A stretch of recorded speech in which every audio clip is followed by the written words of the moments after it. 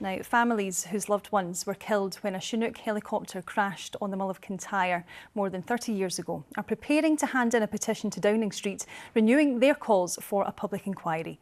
25 intelligence experts and 4 Special Forces crew died in the crash.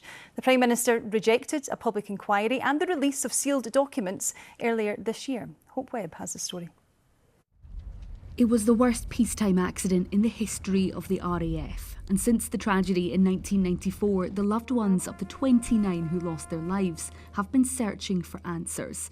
They're now planning on delivering a petition to Downing Street tomorrow in their latest call for a public inquiry into the fatal crash. What we really need to know and deserve to know is why they were put on that aircraft, why were they put on the helicopter in the first place. It was known not to be airworthy, and I just want to do him justice by, fighting for answers and transparency, because I know that's what he would do. Back in August, the Prime Minister, Sir Keir Starmer, rejected their calls for a public inquiry, saying it would not bring any greater certainty and wouldn't be in the public interest. The Chinook Justice Campaign has now released 110 critical questions about the tragedy that it wants answered. Among those, the campaign asks who authorised the mission and why the aircraft type was selected. After speculation, it was unfit to fly. Pilot's error was initially cited as the reason for the crash, but the finding was overturned in 2011. There is a fundamental wrong, a fundamental miscarriage of justice that has happened here.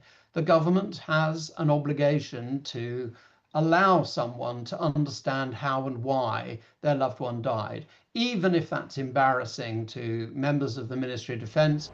Last year, it was revealed that files relating to the crash had been sealed by the Ministry of Defence for 100 years.